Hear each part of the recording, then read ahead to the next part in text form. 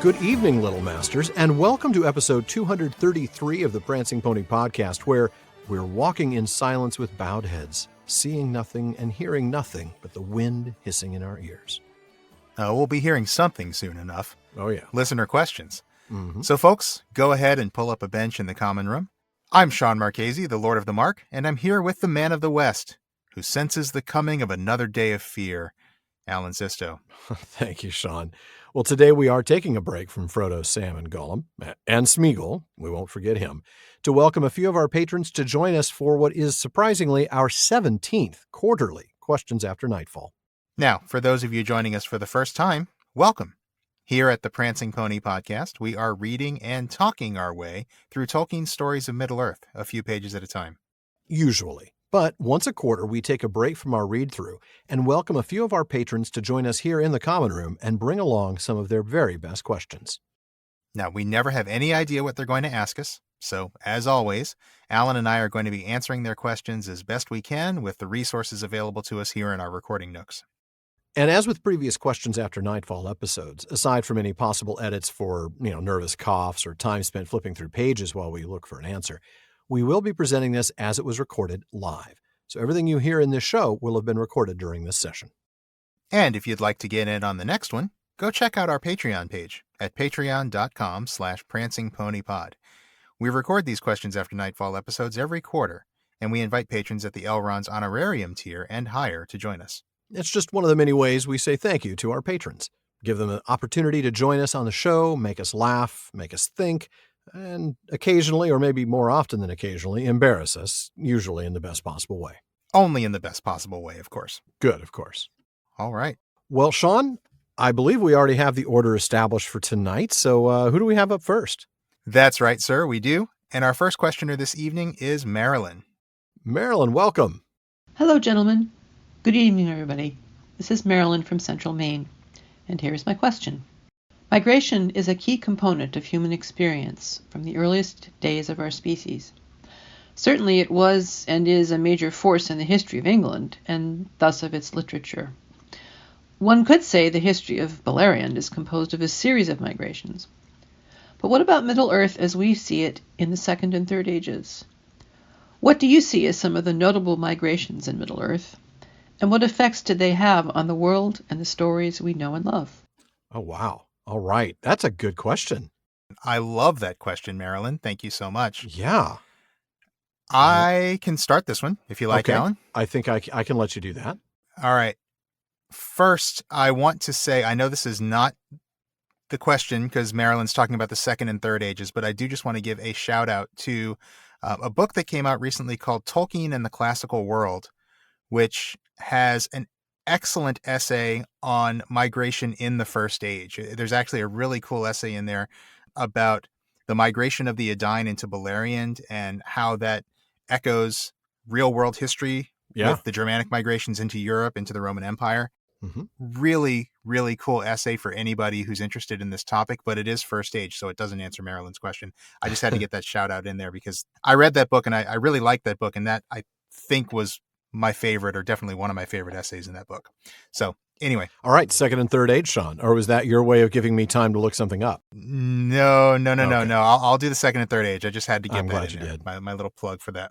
So there are 3 migrations in the Second and Third Age that I can think of, and I think they're all pretty significant. The first, of course, is the migration of the Númenóreans back to Middle-earth. Mm-hmm. Not only the various migrations that took place while Númenor was still around, but of course the big one and the most significant one is after the fall, the migration. When there was no more Númenor for the Númenorians to be. When there was no more Númenor. Yes. Exactly. The migration of the refugees. So that's a very significant one. I'd like to talk about that. Yeah, the establishment of Arnor and Gondor. Yeah. Yep. In the Third Age, we've got obviously the migration of the hobbits. Thank you. That's exactly where I was going. Yeah. Yep. Marco and Blanco. Mm-hmm. And then I would say the migration of the Eotheod into Rohan. Yeah. To become the Rohirrim. Absolutely. When they took over what was then Calenarthon, when they were given that by Cirion. Yeah. So to answer the question, I don't know, what effect do each of these migrations have on the world, on the story? I mean, I guess we'll start with Númenor. Yeah. Right? I mean, obviously, Númenor is... They were the dominant force. I mean, they were the Empire. Yeah, they were the dominant force of the Second Age. They maintained dominant status throughout the Third Age, right? They were the enlightened men of the Third Age. And so they brought all that wisdom, all that culture back to Middle-earth. And obviously Middle-earth as we know it in the Third Age doesn't exist without Arnor and Gondor. No, it does not. That's a very good point. And I mean, you can see things like they're bringing back the Palantiri. Mhm. So they're bringing back a little bit of that fairy content. What about language, though? We don't see Adonaic used extensively in Middle-earth. We see that only used by the royal family, so to speak, and perhaps the houses of the stewards, right? Well, but remember that Adonaic became Westron. That's true. It developed into Westron. Yeah. I was thinking of it purely in the Adonaic state, but you're right. By that time, by the time of the fall of Numenor, Mm-hmm. yeah. And by the Third Age, we do see. Oh, certainly, yeah. Yeah, we see the lingua franca of Middle-earth is Westron, which came from Adonaic. Common. Yeah. Right. So I think that's obviously very significant. What about the hobbits migrating into the Shire? The hobbits migrating into the Shire, I don't know really what we say in terms of that impact on Middle-earth, other than obviously the very large impact that Bilbo and Frodo and the Ring had. But they weren't political players. They weren't influential in the region. They were isolationist in many ways. I mean, yeah, they said they sent a squadron of archers to the last Battle of Fornos, but I mean, come on. We'll believe that when we see it, right? Exactly. I believe them. I believe that happened. I've looked over the roster. I didn't see any records of that, but they, I think the more significant one, though, politically, is going to be the move of the Eärendil to become, the gallant allies of Gondor in Calenarthon or in Rohan. Yeah. Their migration into Gondor when Gondor needed help, that obviously had huge political implications for the history of Gondor. And so they're rewarded for it with Calenarthon, which becomes the Rittermark. And yeah, I mean, that sets up a very significant political and strategic landscape for the War of the Ring to happen in. So I think that's very significant. Well, of course, it also had an impact on the people that lived there, on the Dunlendings, and also on the indigenous people there, the Druidine. Yeah. So, handing over that land, I don't think they went to the Dunlendings and said, "Excuse me, would you mind terribly if we gave this land to these very tall men from the north?"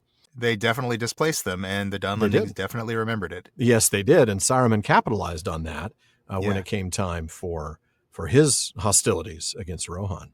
Yeah. So that's the thing. I mean, anytime you're getting a migration, moving to a completely empty area, or let's say an entirely new land, right? Numenor itself, when there was the great migration of the Edain to Numenor, there's another technically second age migration, but true that didn't displace anybody. But I mean, the Shire was a good example of that as well, right? We don't see any evidence that land was in use. There's no evidence that anybody was displaced by the hobbits coming in and taking over all this great farmland. So, and the Shire is the one that I think probably, from what I can see, most closely mirrors the migration of the Angles, the Saxons, and the Utes into Britain. Yeah. Well, even down to the whole names of the hobbits that brought them there. Yeah. Right. Marco and Blanco both being horse words, kind of like Hengist and Horsa.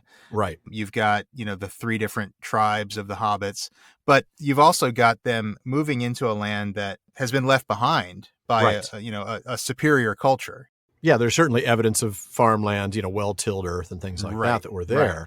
And ruins and things like that. And and so the hobbits definitely kind of occupy that Anglo-Saxon space in Middle-earth history. Yeah. As for the significance of them being in the Shire, I mean, I don't know. Do things happen differently? Does Bilbo not get involved? Does Frodo not get involved in events of the Third Age if they don't live in the Shire? I don't think so. I think Gandalf could still find them if they were over by the Anduin, for example, right? If they hadn't yet crossed the Misty Mountains. However, if they were not so far west, would they have been so shielded from the bigger events of history? If they were living in the Vale of Anduin, yeah, they're closer to Mirkwood, they're closer to Mordor. they could have been overrun much sooner. And I think the fact that absolutely. they're in the Shire to the west and they're able to be protected by the Rangers and so Yeah. forth, that, they're in that bubble, and that's I agree. part of their strength. That is. There's one other migration I kind of want to mention here. It's more hinted at in the books and talked about as a future thing, but that is the migration of the elves as they leave Middle-earth. At the end of the Third Age, and I guess technically that's more of a Fourth Age thing, isn't it? Well, it's happening constantly, isn't it, throughout the Second and Third Ages? Yeah. Yeah, but it's going to happen much, much more now True. that the rings are no longer able to sustain their lands. Yeah, that's true. Yeah, and that certainly will have a huge effect. Yeah, on the history of Middle-earth to come. Yeah, as man becomes the primary political force in the world of Middle-earth. Yeah. Arthur, you wanted to pipe in on this one real quick. What do you have for us on here? Well, given the recurring theme in Tolkien of things of apparently limited significance being very important, I would note that Marco and Polo leading the hobbits into the Shire is not the only hobbit migration that we know about. There was also that group of proto-hobbits that settled around the Gladden Fields. Yeah. And we don't think about them, but if it wasn't for them, there's no Smeagol. That's true. And the rest of the story would not happen. Yeah. The fisher folk that established, by the Gladden Fields. You're right. Mm-hmm. That's a very good point. And obviously, those are big impacts by one person, in the case of Smeagol, or as we talked about earlier with Bilbo and Frodo. But, the question then is, would those changes have taken place had the peoples been elsewhere? But in terms of the impact on Middle-earth as a whole, each of these really did have a different impact, didn't it? Different political impact, different linguistic impacts, different military impacts, and different impacts on people who are already there. Yeah. Yeah. I've got one more. Oh, yeah. What's that? Because a migration can be something that a people undertake because they want to, or it can be something they undertake because they've been displaced. They have to. Oh, yeah.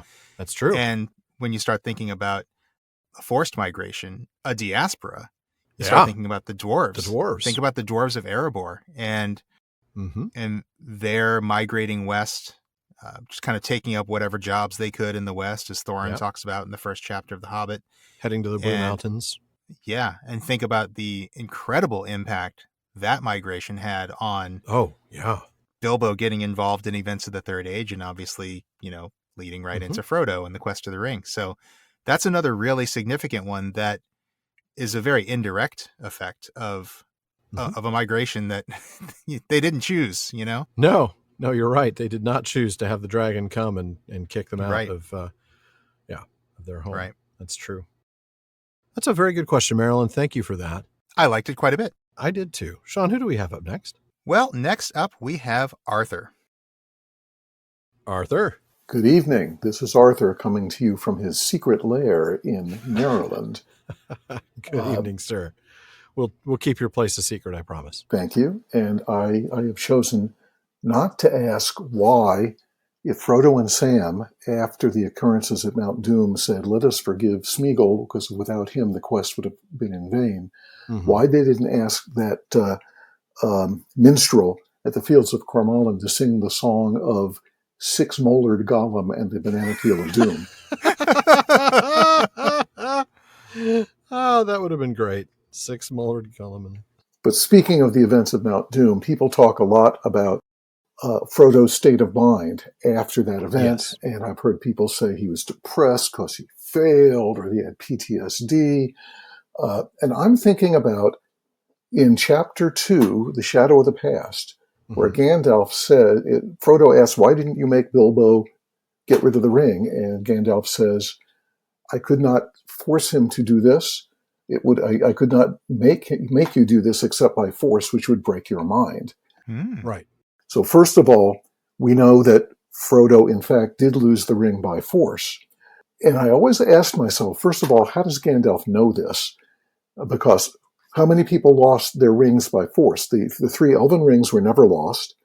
The 9 rings for men were handed over to Sauron, presumably willingly, or as willing as a Nazgul could do anything. And I thought about it. Sauron had the ring taken from him by force. Isildur did not. Déagol had a ring taken from him by force, and he died immediately afterwards, so we don't know anything about his mental status. Smeagol, it fell off his hand. Bilbo gave it up willingly. Frodo lost it, not by force. When Sam took it off his body, Sam handed it back. And then Frodo again. Then the only other person we heard of who had a ring taken away by force was Thrain, who was described as witless, but I had always presumed that was at least in part due to being tortured. Yeah. So really the only person before Frodo who we could say had the ring taken away by force was Sauron, who, by the way, as soon as that happened, he disappeared, and it took him a long time to build his power up. And what with Gandalf's statement, I wonder, was Sauron crazy? Wow. And the second question would be, how does Gandalf know these things? Wow. And I think this is just something to discuss. I don't know that there's a specific answer, but I think there's room for discussion. I think there's always room for discussion on things like this. Shawn, do you want to start? I'm trying to get to that actual quote. I'll start while Alan is pulling up the quote so that he can read it. I'm reminded of a conversation we had with Corey Olsen way back in the Council of Elrond, when Corey was saying something about, Gandalf's knowledge about the dwarven rings, the fates of the dwarven rings. And he says, I got to say, I think Gandalf is guessing here. And it was such a wonderfully Corey Olsen quip. But I think that's a reminder that Gandalf sometimes just speculates. And I think he could be speculating here when he is talking to Frodo. I don't know that he has any specific knowledge of an instance where someone's mind was actually broken when the ring was taken by force, but that doesn't mean that he wouldn't have a pretty solid, educated guess based on his wisdom and what he knows about the ring and what he knows about the effect that they have had on people. Maybe he knows enough to be able to speculate that if it were taken by force, then it would break his mind. Yeah. I guess I want to just preface whatever we're going to say here by saying Gandalf certainly could be speculating just based on what he knows. He wouldn't necessarily have to have evidence that this has actually happened. But let's go ahead and read the quote. Yeah, let's go ahead and read that section. So this is the part of Shadow of the Past when Frodo is told to throw it into the fire, and he takes out the ring, and he intends to do that. But then he says he found out that he could not do so, not without a great struggle. And then, of course, he forces himself to remember everything Gandalf tells him, and he goes to make an effort to cast it away, but finds that he put it back in his pocket. And here's the quote. Gandalf laughed grimly. You see, already you too, Frodo, cannot easily let it go, nor will to damage it. And I could not make you except by force, which would break your mind. He even puts make in quotes. So, in this case, he's saying, I'm not going to be able to just encourage you or tell you to do this.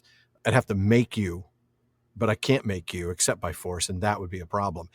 It could also be that he's saying that I can't make you. I, Gandalf, would not have the ability to make you using force without breaking your mind. Oh, that could be. He's not necessarily saying all cases of having the ring removed by force would break your mind. He's saying Gandalf cannot make Frodo except by force, which would break Frodo's mind. He may be speculating about others and how that would impact others. It's not a universal statement. And I think that's one of the things that we might look at as well. That's possible. I've never seen it that way, but I suppose it's a possibility. Gandalf's close to Frodo. Frodo trusts Gandalf. And I think if Gandalf were to use force to take the ring from Frodo, that is more likely to break Frodo's mind than to, say, have Gollum bite it off his finger. Maybe. I've always taken it as a universal, though. But you raise an interesting point that it doesn't have to be. No, it doesn't have to be. But yeah, I think you're right, though, in quoting Corey, saying that, Gandalf could be guessing here. He's speculating. He's got good reason to believe this. Certainly nobody is going to give up the ring and go, that wasn't so bad. It's a very traumatic thing to have it taken away, especially by force. And, if we look back at some of the historical moments, I'm thinking of Celebrimbor and the his little jewelry club. What was it called again? The Gwaithir-Myrdain. Yep. They had their rings taken very much by force. Yeah. They didn't have their minds broken, though. No, not that we're aware of. Celebrimbor had his body broken. Well, yeah. Too soon, man. Too soon. Punctured many times. Yeah. Little pincushion there. Yeah, I don't know. Do we have a universal truth that says if a ring of power is taken from you, it breaks your mind? I'll start by saying that the quote that Arthur brought up, or the mention of Thrain that Arthur brought up, I think he's absolutely right there. That is more due to his torture at the hands of Sauron and Dol Guldur, and less to do with the removal of the ring. Because when we read about the effect that the rings have on the dwarves, we know that they were nowhere near as powerful against the dwarves as they were against the men. Sauron was very disappointed because they were much harder to dominate. They were much more doughty, much more resilient. I don't think necessarily that taking the ring from Thrain would have driven him witless. I agree. I think he was, like Arthur said, I think he was more likely witless because of the torture and everything he's been through. Mm-hmm. Yeah. It is a very compelling idea that maybe Sauron has kind of gone a little crazy after having the ring taken away from him. I kind of love that. I do like that notion as a speculation or a headcanon. Unstable Sauron, yeah. Yeah, and the idea that maybe the version of him that we see in the Third Age is just a bit more unstable than the versions that we've seen before. But unfortunately, we just don't know enough about his character before the thing. Or after, or have any evidence to base that on. Everything about him is vague to begin with. Yeah, so it's hard to say for sure. And he's still disembodied at this point as well in the Third Age. So, he only takes the form of the eye. So how much of this is a mental state and how much of this is due to his lack of corporeal existence? Right. I don't know that there's an answer there, but it's an interesting question, certainly. Arthur, you wanted a quick follow-up. Yeah, two observations based on some stuff you said. The Gwathi Myrdain, first of all, we don't know that any of them were actually wearing rings, since presumably they were already accounted for, but we don't know what happened to their minds because they were all dead. The other thing is, Sauron made lots and lots of mistakes in the Third Age, not many more than, as far as I could tell. He didn't make a lot of mistakes in the Second Age. In the First Age, his only mistake was not having Tevildo with him when Huon showed up. Oh, okay. I'm kicking you off the show now, Arthur.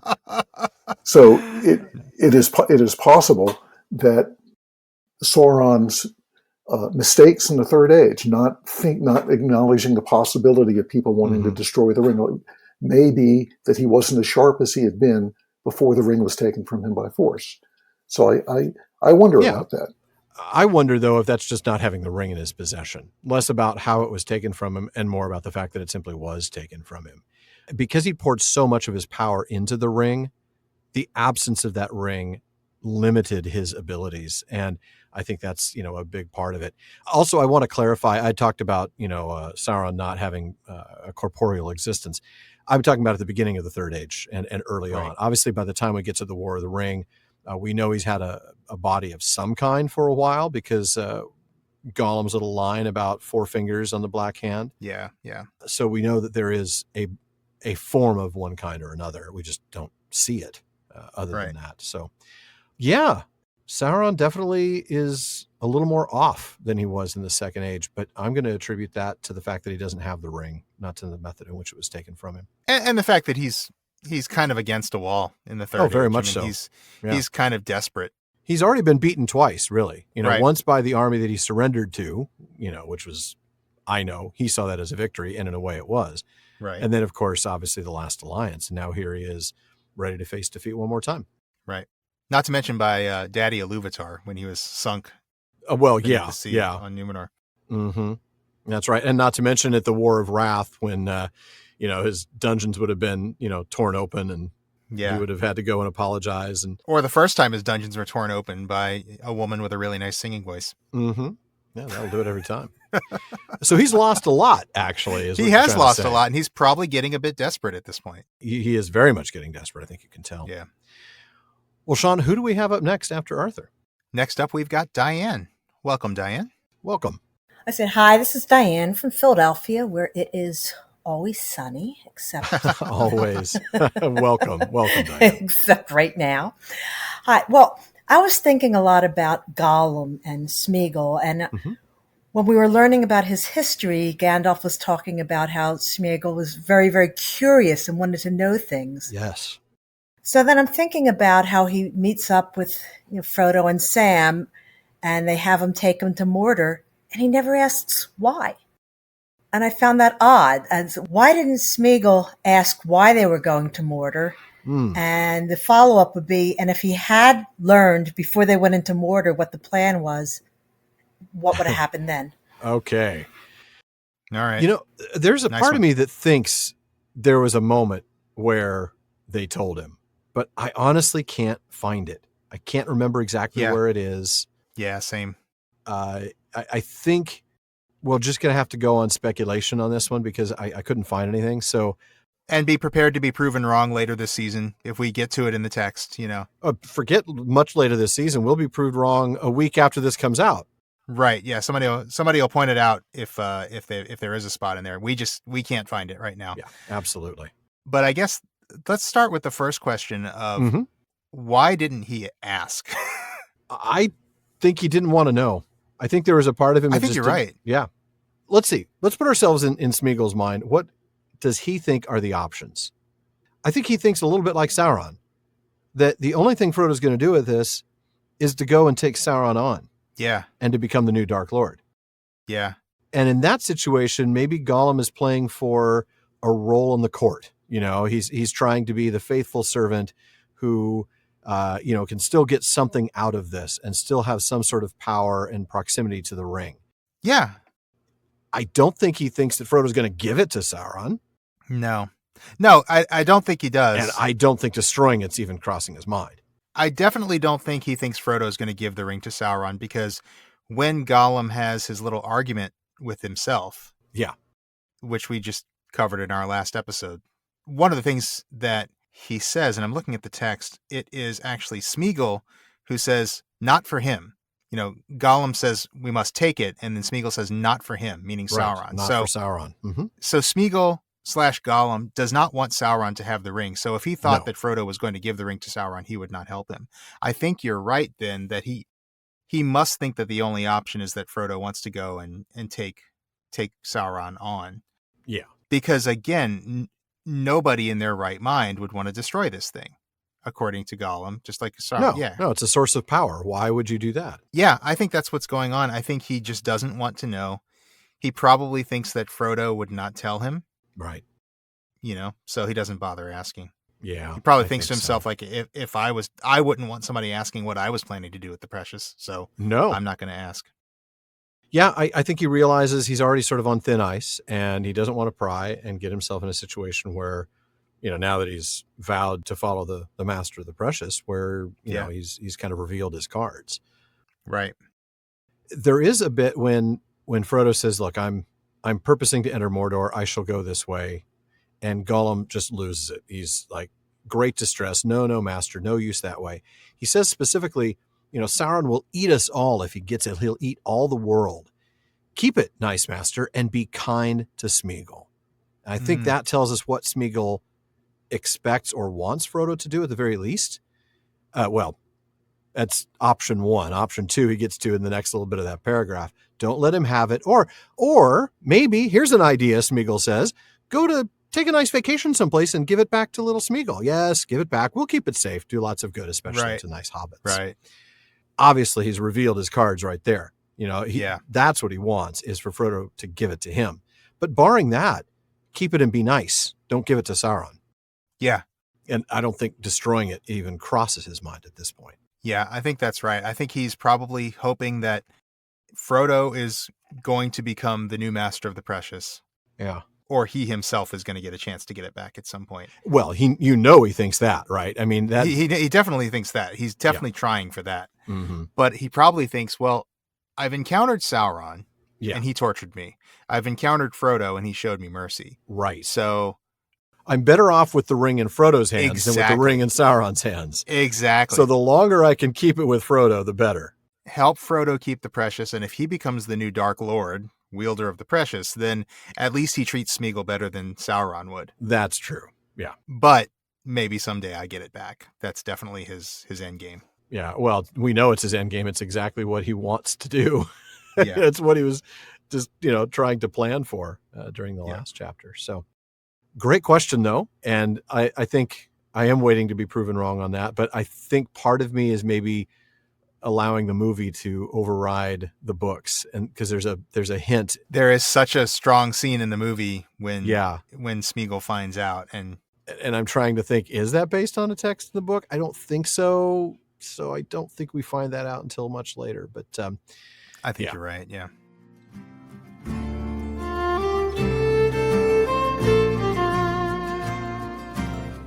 So in the meantime, folks, we are all about the books here at the Prancing Pony Podcast. And we are really excited to tell you again about Four Cats Boutique's Christmas sale. Because here's the thing, if your book collections are like ours, bookshelves overflowing, you're going to want to go check out Katie's store. That's right, because Four Cats Boutique has all the bookmarks you're going to need, including plenty of Tolkien-inspired ones. The Shire, Rivendell, The Fellowship, and many more. And they make perfect gifts. They're handcrafted and laminated in Canada, but they can ship to wherever you're listening from. You can even request a custom bookmark design if you have something special you'd like to see. And that isn't all Four Cats Boutique offers. Katie also has full-size prints, digital prints, coloring books, earrings, and more. And plenty of Tolkien-inspired collections as well. So if you're looking for some excellent gift ideas, head over to etsy.com/shop/4catsboutique and use the promo code PPP10 at checkout to save 10% on your order.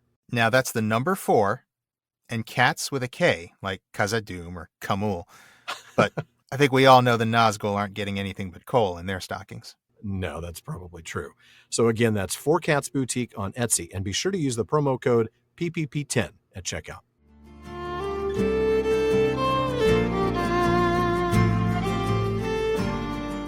So before we get back to the questions, we want to make sure you know that when you finish listening to this episode, the talk continues all night long at the Prancing Pony Podcast. That's right. Our wonderful listener community keeps the conversation going in all of our social media spaces, from our common room on Facebook to our Reddit community to Twitter and more. On Facebook, just look for the Prancing Pony Podcast and be sure to follow the page and join the group for some great discussions. And you can find us on Reddit at r/PrancingPonyPod. And we're also at Prancing Pony Pod on Twitter and Instagram. And folks, if you enjoy the show, please consider supporting us by joining the Fellowship of the Podcast. When you do, you get a lot. You get an active Discord community, including live episode recordings, postscripts, episodes without digital ads, free merch, and a lot more. A lot more, actually. You get live Discord hangouts, a chance to be part of our Questions After Nightfall episodes like this one, or even join us as a guest in the North Wing. So check out patreon.com/prancingponypod to support the show and become part of the Fellowship of the Podcast. And if you enjoy the show, you can also help us out by giving us a rating and review over on Apple Podcasts, no matter where you listen to the show. And please recommend us to your friends. For now, though, it's time to head back into the common room for some more questions. So, Shawn, who's up next? All right. Next up is Erwin. Erwin. Good morning from Alkmaar, the Netherlands. Good morning, Erwin. Good morning. Thanks for joining us at this crazy hour. Yeah. Yeah, now it's 6:15 as we speak, so Oh, okay. it's okay-ish. When you joined us earlier tonight, maybe not so much, but yeah. No. Okay, so my question is also regarding then Gollum. I almost thought that Diane would steal my question, but that was not the case. Good, good. It's actually in the passage of the 10 marches, so I think you will be coming close to this as well. It's regarding the famous debate he has with himself, Yes. which I enjoyed immensely in the movies as well, by the way. That was one of the highlights, I think. But something struck me as odd even before the movies, because if I quote him, he's speaking to himself, obviously, and in the end he says, if we has it, I won't do then a Gollum voice, by the way, sorry. That's all right. If he says, if we has it, we can escape even from him, perhaps we grow very strong, stronger than Raids, Lord Smeagol, Gollum the Great, the Gollum. And I was just wondering, where does this ambition comes from? Because even when he had the ring in his youth, he didn't use it to improve his station, so to say. That's a very good point. Also, he had the ring for, and I made a calculation, he received the ring in Third Age 2463. Basically, he had it for 487 years before Bilbo finds the ring. And wins it, and then another 78 years pass.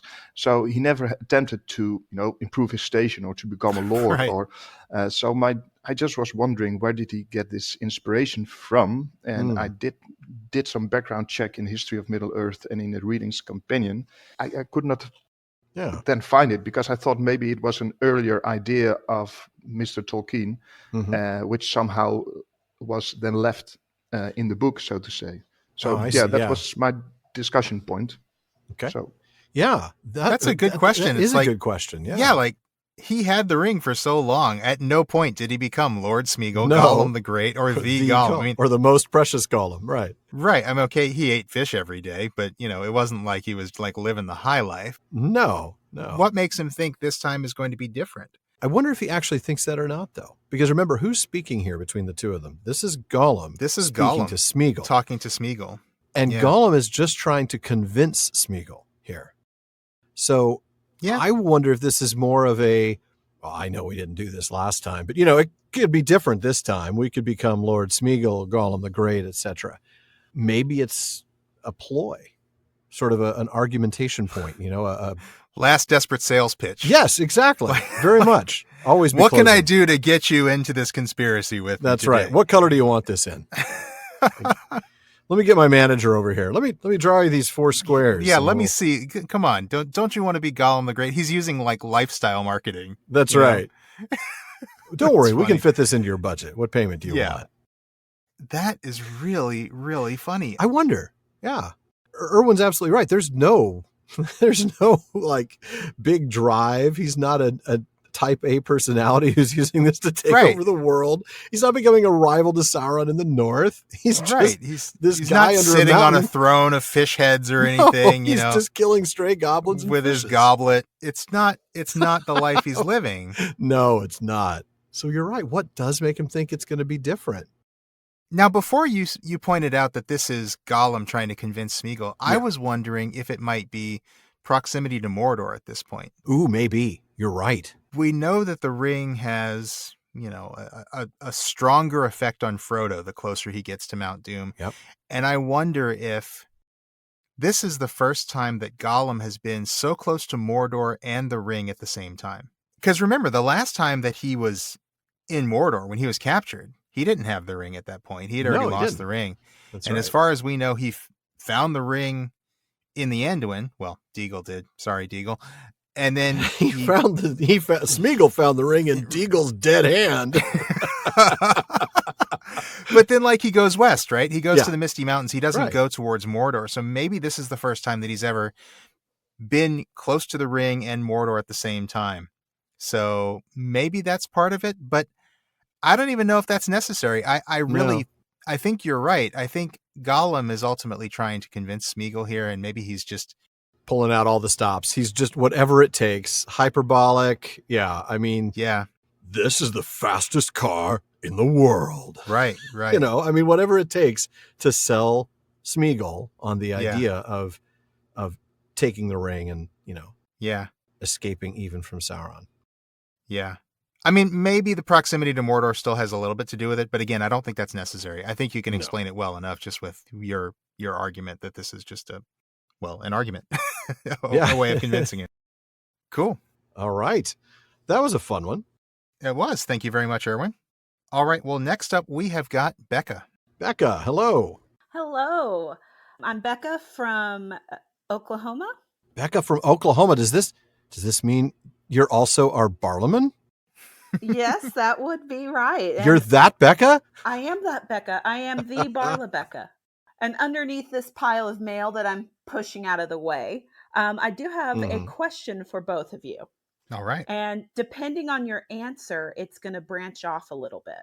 Okay. So by now, I'm hoping you've gotten to read enough of Nature of Middle-earth that you've got an idea of how time passes in Valinor with all that new information we got. So here's the question.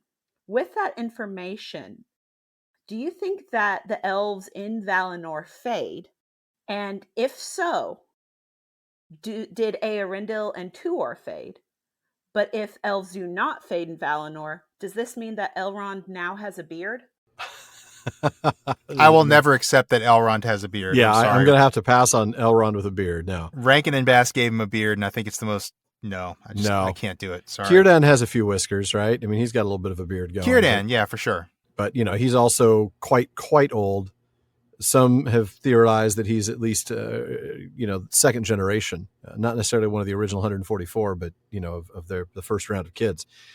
Well, I have to say I have read much of The Nature of Middle-earth, but I also have to say I skipped the math portion. So I have not really gotten familiar. I mean, I've skimmed it. I just could not get my head around the math, and I was super tired. So Same. But I have skimmed it, and I'm familiar with it enough to know that there was a lot more time, involved. But do elves fade in Valinor? I don't think so at all. I mean, that's sort of their native habitat, as it were. I mean, I think that's the whole point. Yeah. Is that they don't fade in Valinor, but I don't honestly know. I don't know that we have evidence to say that they absolutely don't. And in fact, I'm even trying to think through some of the stuff that was already published in Morgoth's Ring, right? About fading, and I think that's all outside of Aman, outside of Valinor. Was it though? Was it? Yeah, it probably was. It's all outside the Blessed Land. But boy, then you get into that argument about, okay, but it's the Undying Lands because it's the Undying that live there. But then you've got the Undying that also live in Middle-earth too. So why isn't that the Undying Lands? Well, it's right. Filled with men and dwarves and hobbits too. So,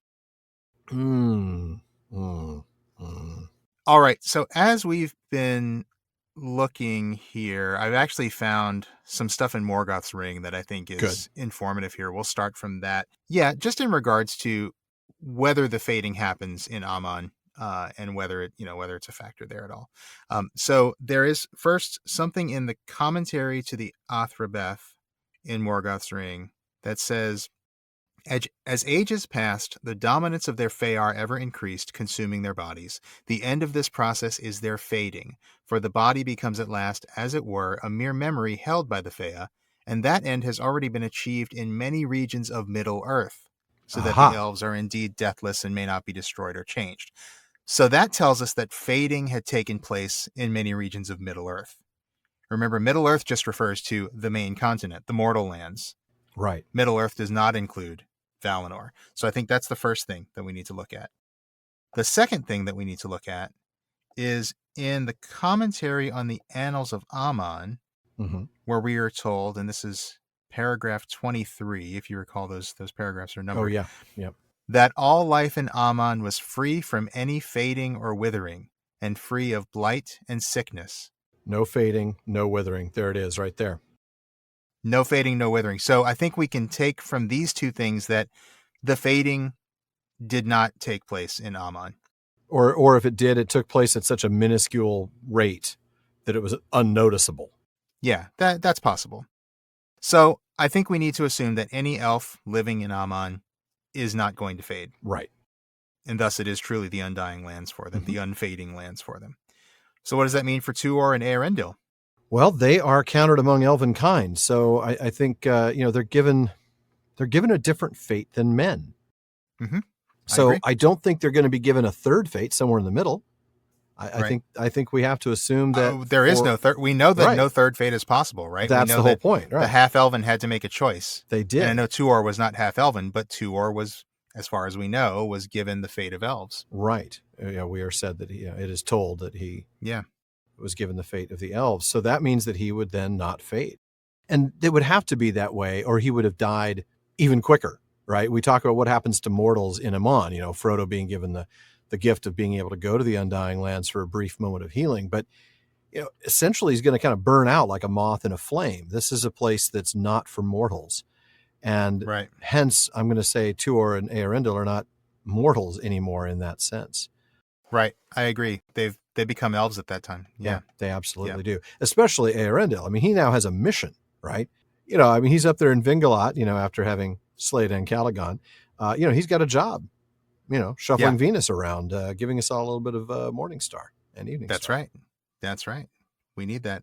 Yeah, I think you're absolutely right. I think we are told by Morgoth's Ring what happens to elves. They don't fade, and we need to treat Tuor and Eärendil as elves for all practical purposes once they've made that choice. Yeah, if A equals B and B equals C, then A equals C. Yeah, exactly. Now, if there's something in Nature of Middle-earth that I haven't gotten to, or that maybe that I missed when I read through it very tiredly, because I've been reading later and later at night these days. Me too. Feel free, please, folks, let us know. Maybe we missed something in there. It's still very new information and we're kind of processing it. But that is possible. And I confess that, the math related stuff I did sort of. Oh man, I glazed right over. It was really hard to grasp, probably because like you, it was too late at night when I was reading it. Yeah. But yeah, I think that's what we have to go on for, based on what we have from everything that's not Nature of Middle-earth. All right. Well, that was a great question, Becca. Absolutely. Who do we have after that? Next up, we've got Bruce. Oh, Bruce. Welcome, Bruce. I should say welcome back. I'm definitely glad to be here. This is Bruce from California. At the airing of this episode, what are some of the future plans or goals of the Prancing Pony podcast? Oh, goodness. All right. Well, to survive this season, we have a lot coming up. We are putting together our first in-person / hybrid moot next fall. We are excited to be hosting an event at Marquette University in conjunction with Bill Fliss there, as we get our attendees to be able to attend the Tolkien exhibit that will be going on at the same time. Super excited about that. Of course, obviously getting through this season. And of course, we have a roadmap for the next several seasons talking about, the rest of the Lord of the Rings and even more Legendarium and things like that. Yeah, I mean, as we've said many times before, we're not stopping when we get to the end of the Lord of the Rings. We're certainly not stopping at the end of book 6. We've got plans to get through the appendices. Mm-hmm. We're going to do some other stuff, some non-Legendarium stuff. We want to do some Unfinished Tales stuff. There's a lot that we want to do. We're not planning to go anywhere for a long time. And we still even want to do that second run through the Silmarillion. Sort of a wrap up. Mm-hmm. Absolutely. So that's longer term plans. But if we're looking at the more immediate future, Alan, you talked about the moot next year. Yeah. Also next fall, we've got the Amazon series coming out. Everybody's really looking forward to that. Well, I know some people aren't, but I am. I think we are. I'm looking forward to it with, just enough cautious, optimism. Exactly. Yeah. Exactly. And we have some big plans for that. So we are planning to do a second show, a second feed of the Prancing Pony podcast that's just a reaction show to the Amazon series. We're still kind of baking that, what exactly that looks like, how we're going to do it, what it's going to be called, and all that stuff. But that is our plan. So, we're following all that news closely just so that we're ready to launch that when the time is right. So, yeah. Those are our plans. And depending on how the moot goes this next fall, we're hoping to be able to continue doing those every year or maybe every other year, depending on success. But yeah. Yeah. And I think just trying to stay engaged with the community. I mean, always. Yeah. As we start to look at returning to some semblance of normal life after this pandemic, I personally, I know, Alan, you've been able to go to a couple of in-person moots. I have not, just because of our situation, but I'm looking forward to being able to do more of that and just kind of re-engaging with the community over the next couple of years. Not just our moot, but, getting back to England for Oxen moot, getting back to Myth moot, some stuff like that is stuff that I'm really planning to do. So yeah, there's always plenty going on, and it's an exciting time. It's always an exciting time for us, but I think the next few years are going to be pretty exciting for us. Agreed. Thanks, Bruce. Great question. All right. Who do we have after Bruce? After Bruce, we've got Mario. Mario, are you there? Welcome, sir. Thank you. One of my all-time favorite themes in The Lord of the Rings has always been the teamwork, the fellowship leaving and each member of the fellowship learning to trust one another or not, as the case may be, and learning from each other. And yet, when we see heroism, one of the great themes, again, of The Lord of the Rings, most of the great heroic moments for the fellowship members come individually, one by one, sometimes alone, but not with other members of the fellowship. They seem to have these chances to shine in their greatest moments when they're alone. I love that theme of The Lord of the Rings, the idea of heroism, teamwork, and yet the the nobility of the soul as it shines alone. Here's my real question, though. I'm wondering if you think that of the 9 members of the Lord of the Ring, the Fellowship, the 9 members of the Fellowship, did each one play a critical role to the quest? Meaning that if each member of the Fellowship hadn't done something critical at some point, would the quest have failed? Did each member of the Fellowship have a moment like that? That's my question. Ooh, that's a good question. I like that, Mario. Well, let's start at the top with the easy ones. Gandalf, that's easy. Check. Yes. Many things. Yeah. Gandalf, probably things. the most crucial one outside of Frodo. All right. Aragorn. Yeah. Yeah. I mean, leading the party after Gandalf's death. Yeah. Leading the united armies of Gondor and Rohan to distract Sauron while Frodo and Sam, made their way to Mount Doom. Yeah, absolutely. Coming to Gondor before that and bringing some hope to the people of Gondor after the Battle of the Pelennor Fields. So definitely Aragorn. Right. That's why I was starting with Gandalf and Aragorn, because they're the easy yeses. Frodo and Sam are the next easy yeses, aren't they? Obviously. Yeah. There's no question about Frodo and Sam. I think the only questions we get then are going to be Boromir, Legolas and Gimli, and Merry and Pippin. So let's take a look at each of those. Let's do Boromir first. Yeah. Because he's not doing anything else in the story from here on out. Not anymore. No. He's somewhere out to sea right now. Yeah. I think as much as we may like to see Boromir's, let's just call it his mistake. Yeah. As a horrible thing, obviously good came out of it, right? I mean, of course, there's some spabimi out of that. Yeah. That's what spurred Frodo to go on to Mordor alone. That's right. We know that the 8 members of the Fellowship, well, okay, Aragorn and Boromir wouldn't have gone, but Frodo is probably not getting into Mordor with Sam, Merry, and Pippin in tow, and Legolas and Gimli bringing up the rear. No, it's not happening. Idea. No, we've talked about that before, and so I think Boromir's death is absolutely necessary to get Frodo to Mordor alone. So, in that way, yes, I think Boromir had that part to play, and also saving Merry and Pippin. Yeah, I was going to get to that, because then you got to remember what Merry and Pippin did in terms of their role.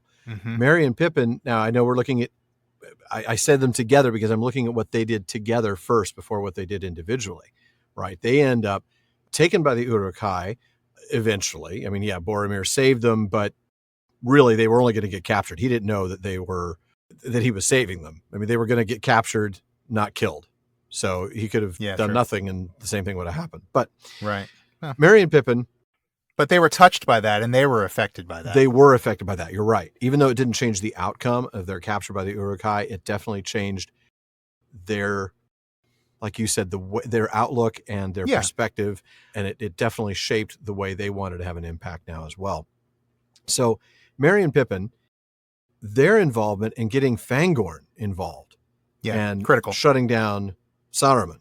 Because again, without that, Rohan is no longer free to fight Gondor, or fight with Gondor, I should say. Rohan's no longer free to save Gondor and join the fight against Mordor. They're instead having to focus on just Saruman. So with Saruman out of the picture, because of what Merry and Pippin have done getting Fangorn involved, that's crucial. But then you also look at what Merry and Pippin did individually. Separately. Right? Yeah. Absolutely. I mean, Merry alone. Merry fighting with Éowyn against the Witch King. Obviously, huge moment. Yeah. Huge moment. Pippin, I think, plays a vital role in saving Faramir. Yeah. And you could say, oh, well, Faramir doesn't really have any direct impact on the battle, but he does play a role in the restoration of Gondor. That's right. He provides that point of continuity for the steward to be able to pass the rule of Gondor to Aragorn. That's right. Without that, it's kind of a shaky transition. There could be questions of Aragorn's legitimacy. If Denethor's still in control, there's going to be questions about Aragorn's legitimacy. Right. Yeah, absolutely. Right. And if Denethor is dead and Faramir's dead, then there's probably questions about Aragorn's legitimacy. I know we've got Prince Imrahil in the mix too, and he was there. He was there too. He played a role in the book. But I do think that Pippin saving Faramir is a significant outcome. I think so too. And that may be the biggest of the stretches individually, but he still, along with Merry, was responsible for Treebeard and the taking down of Saruman, without which the war does not go the way it needs to go. Frodo is not able to accomplish his mission.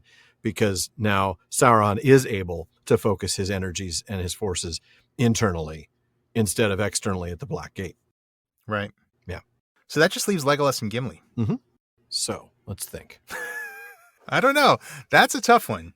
Oh, I also want to call out something that Mario has just posted in the text chat here, which is that Pippin's blunder with the Palantir may also have been critical. And I think it absolutely was. Yeah. So that's very, very that is critical. absolutely another thing that Pippin did alone. So yeah, good shout on that, Mario. Yeah, that's a good point. So if we talk about Merry's joining in the battle against the Witch King with Eowyn, then we can look at Pippin and his, mistake with the Palantir being like Boromir's mistake, being a critical mistake that moved the story in the correct direction. Yeah. Yeah. A Spabimi moment for sure. But Legolas and Gimli. Individually, do they have their hero moments? I don't think so. Not ones that are central to the completion of the story. I mean, Legolas shoots a mount out from underneath the Nazgul over the Anduin. Okay, that's a great moment. Gimli, obviously crucial in the Battle of Helm's Deep. I don't think he does. I don't think either one of them has a really critical hero moment individually, but I do think that, well, they play a role in supporting Aragorn, right? Yeah.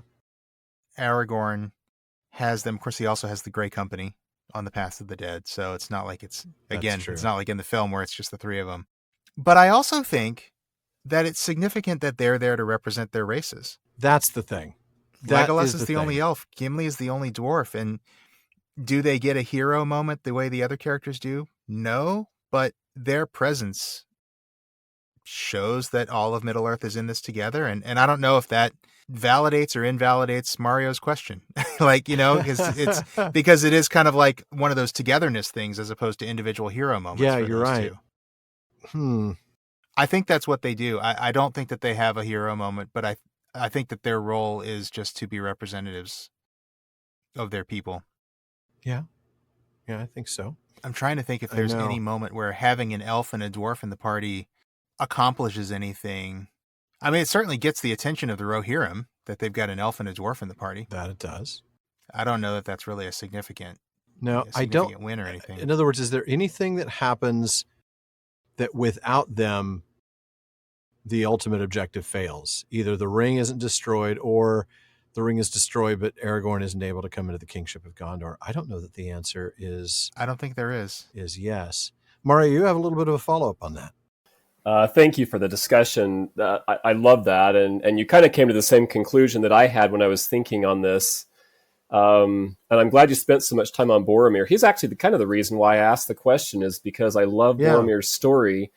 And listening to this podcast over the years that you've done it has given me a real respect for Boromir, more than I've had before, because you have spent so much time on his story and his victory. It's really caused me to respect so much what he really did at the very end. The last decision that he made was truly a heroic decision. I like that. I really have to say this. I love that the movies gave Gimli and Legolas some of those hero moments. They, if we go to the movies, counts as one.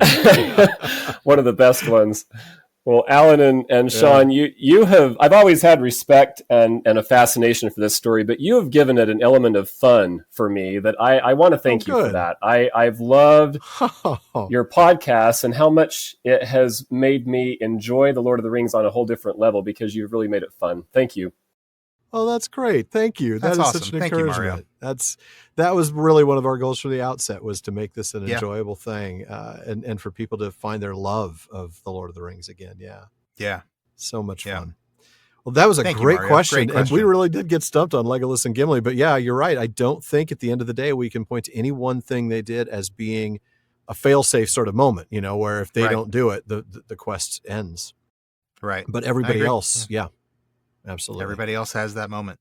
Well, I believe that leaves Chad. Welcome, sir. Welcome back, Chad. Thank you very much. This is Chad from my not-so-secret lair in Texas. All right. And my question is speculative, but it's fun, and it's going to be something that a bunch of people can think about. You know how when Frodo was in Lorien, he could see Ninya on Galadriel's hand, and Samwise couldn't, right? So it's kind of strange that Frodo could see hers, and yet we never hear anything mentioned that way of Gandalf. And then at the end, Gandalf says he's openly wearing it. Remember when they're about to get on the ships in Mithlond? Yep. But my question here is, the speculation is not that, but it's just to lead into this. Remember when Gil-galad gave Narya to Círdan? There's two versions of it, whether he gave it to him immediately in 1697 or if he gave it to him in 1340, whenever they're going to, or 1330 when they're about to go to the Dagorlad. But what's weird is I had always thought about, okay, it says in there that Gil-galad gave it to Círdan before he left.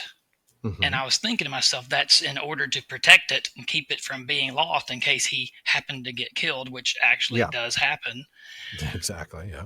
But Círdan is there, and so is Elrond. So the question is, what do you guys think, and basically what everybody thinks about, if Elrond had Vilya on him, and if Círdan had Narya on him at the Battle of Dagorlad when they were putting the rings in harm's way in case they got killed? Yeah, they really were. Wow. That is a very good question, Chad.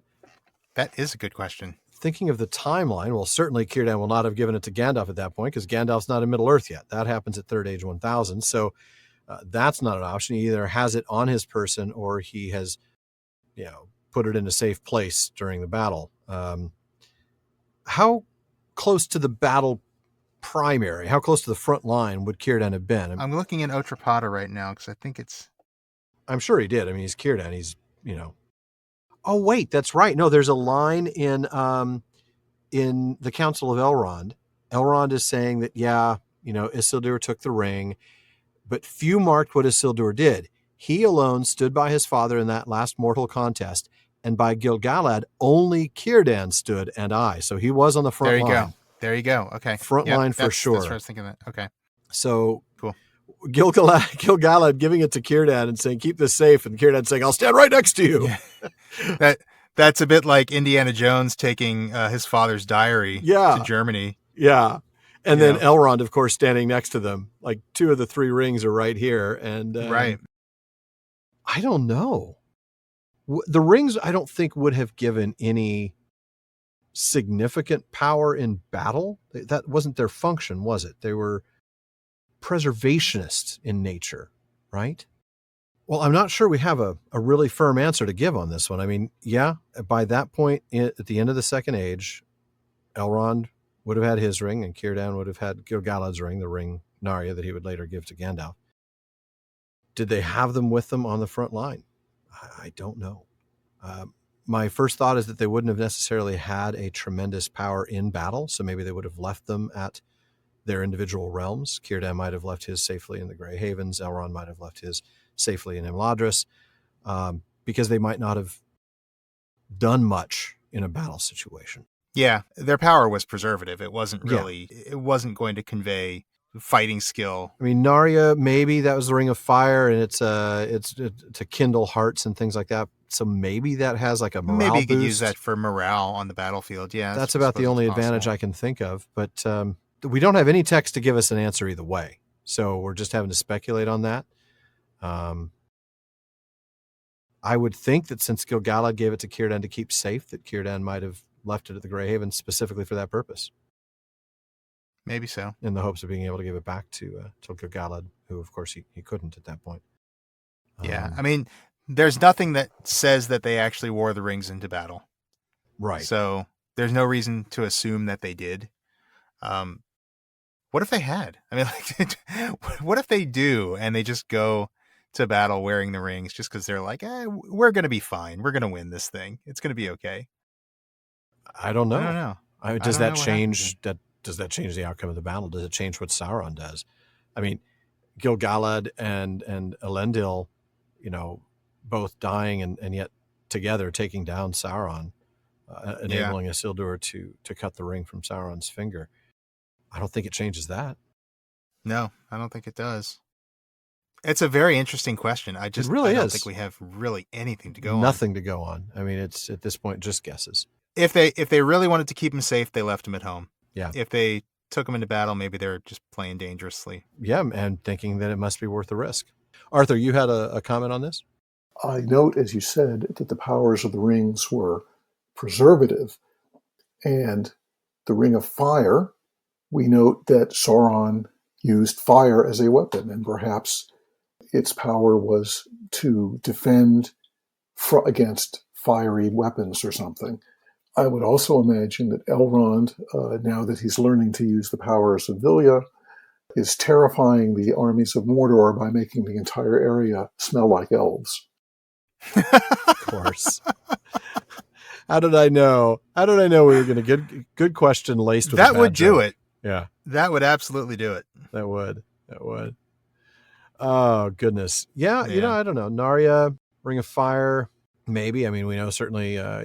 Gandalf had it on his person when he faced off against the Balrog. So, a being of flame and shadow, and that certainly did seem to put him in good stead there in that battle. I don't know. Well, Shawn, I think that does it for round one. I mean, I hate to answer it that way because I don't have an answer, and it's like, I don't have a satisfactory conclusion, but I don't think there's one to be had. So, all right, well, okay. Mario's got one. All right, Mario, Great. You're our savior. All right, give us a good one. We'll take it home with this. All right. Okay. All right. So, when you first started the podcast, it has been a long time since I heard that first episode. Maybe I should go back and listen to that one again. It's been a long time since we've heard it too. So, Alan, you kind of talked about how you wanted to do a podcast and you were pondering what subject or topic you wanted to do a podcast on. Yes. And as we've listened to you over these years, we realize that you both have a lot of interests. If you were to do another podcast and you were to do it together, what would be your topic? What would you do? Oh goodness! Oh, we've already talked about this one. Little bit. We have, yeah. We have talked about some ideas. I mean, obviously, the next thing we're going to do is another podcast on Tolkien, but this one's going to be, of course, related to the Amazon show. But that doesn't count because that's still Tolkien and that's still Middle Earth. Right. Shawn and I have talked about the idea of doing sequential shows.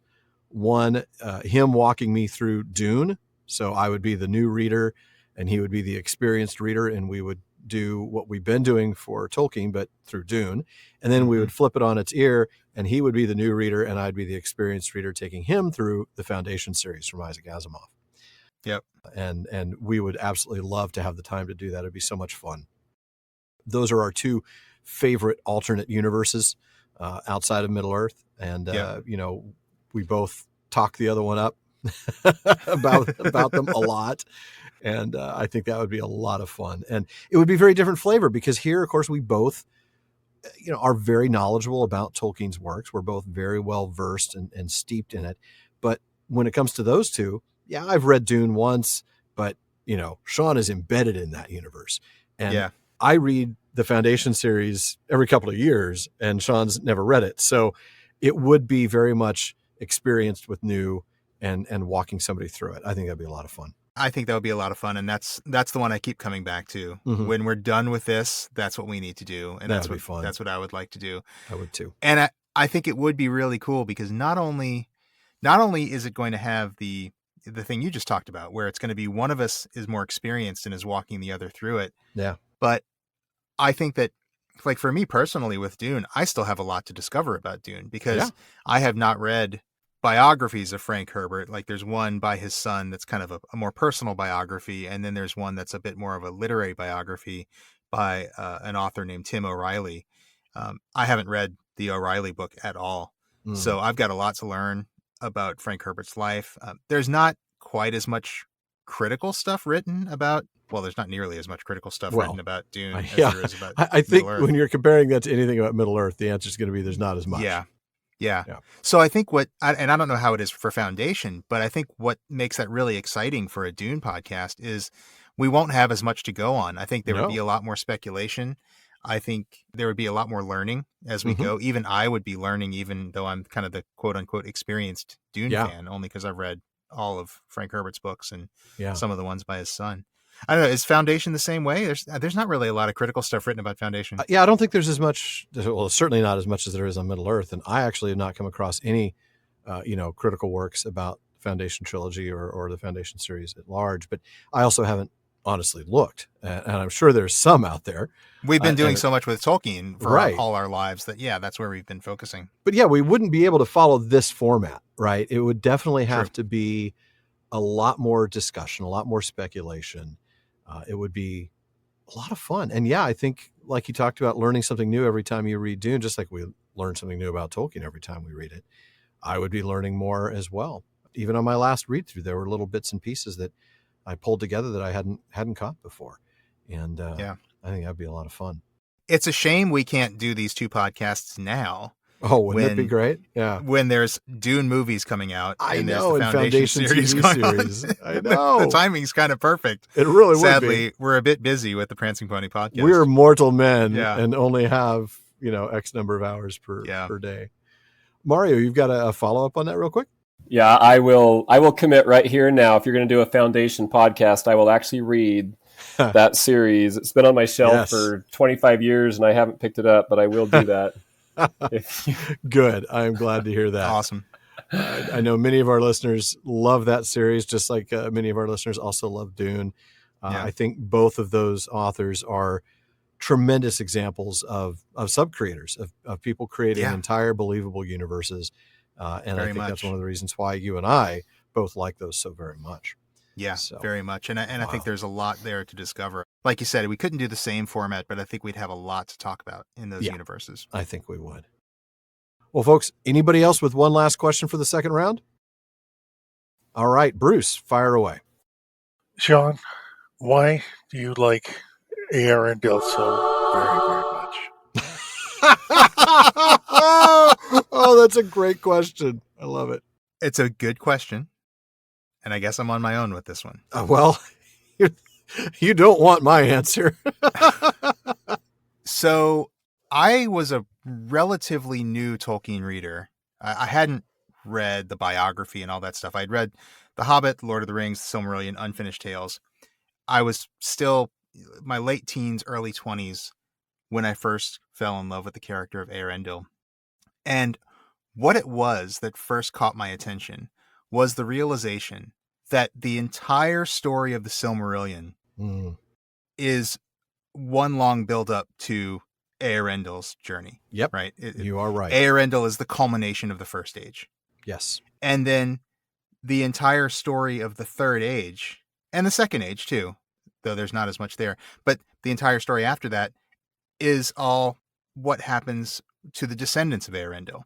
Yeah. And so you can actually, I still have this image in my head of like, there's almost an hourglass shape of the history of Middle Earth. Everything goes towards Eärendil in the center. That's the top of the hourglass. And then it comes out from him at the bottom of the hourglass. That's the way I picture Middle Earth history in my head. And as soon as I realized that Eärendil was like that nexus point of the entire history of Middle Earth, I was like, oh my gosh, that's amazing. This guy is super. This is a really super interesting character. Then when I started studying Tolkien more, and I learned about things like the early poem of the Voyage of Eärendil, the Evening Star, and I learned about, the creased lines, Eala Eärendil Engla Beotast, all that stuff that inspired Tolkien to write the Middle Earth stories in the first place. I realized Tolkien knew that Eärendil was the heart of this story too. Eärendil was the beginning of the story for Tolkien. And so it's no surprise, it's no accident that Eärendil is right there at the center and everything is either leading up to Eärendil or coming out of Eärendil. Yeah. And so that's, I think, what grabbed me with that character. And there's something else that I've realized since we started the podcast. Mm-hmm. It was one of the Tolkien Society seminars.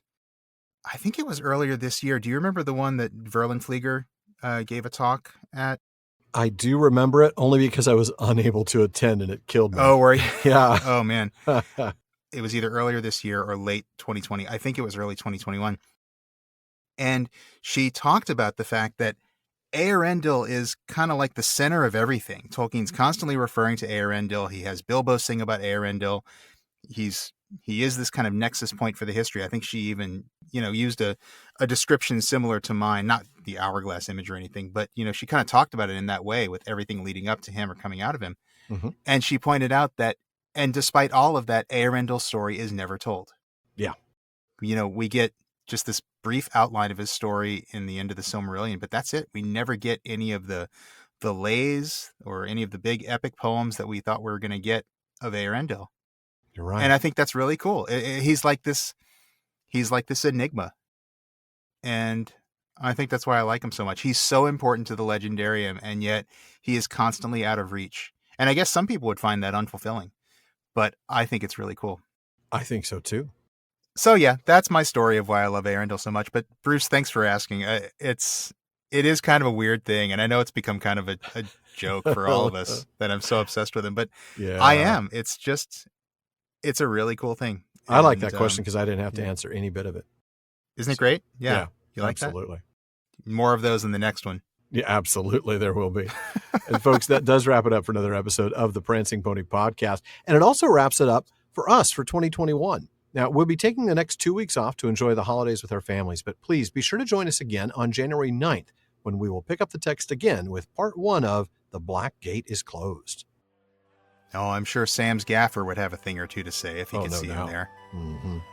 But while you sit back and imagine the gaffer opening his large paternal word hoard for that, we want to take a moment to thank the team that helps make this show better. Yeah. Our research assistants, as well as our Barlowman, Becca Davis, producer Jordan Rennells, social media manager Casey Hilsey, event and Patreon community coordinator Katie McKenna, and website guru Phil Dean.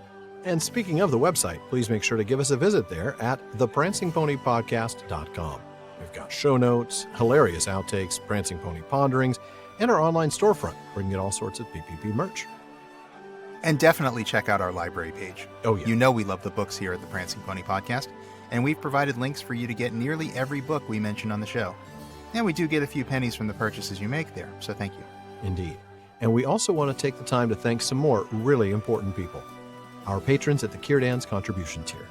I'm going to start with DeMay in Alaska, James in Virginia, Tamsin in Minnesota, Chad in Texas, Lance in New Jersey, Paul in Colorado, Jerry in Texas, Bruce in California, Mario in Utah, Seth in Texas, B in California, Joseph in Texas, and Kathy from North Carolina. And then we have Lori from Washington, Carlos in California, Brian from the UK, Ned from Connecticut, Jerry from Washington, Ryan from Alaska, Joe in Washington, Erwin from the Netherlands, Hal from Washington, D.C., Lucas in Germany, and Damien in Pennsylvania. Thank you all so very much for your support. And folks, please be sure you don't miss any episodes of the Prancing Pony Podcast. Subscribe to the show through Apple Podcasts, Spotify, or your favorite podcast app. And one last thing, as always, don't forget to send your thoughts, comments, and most of all, your clarifications, refutations, and argumentations about any of our answers tonight to Barlowman at theprancingponypodcast.com. And if you want a chance to have your actual voice heard, well, you can send us audio of you asking your question by visiting podinbox.com/prancingponypod and record your question for us there. Just make sure to please still send the question to Barlowman. Yes. And Barlowman's a lot more reliable lately, but we do get a lot of mail. So we'll get to you as soon as we can, and your question or comment may be featured on a future episode. As always, though, this has been far too short a time to spend among such excellent and admirable listeners. But until next time. Farewell, friends.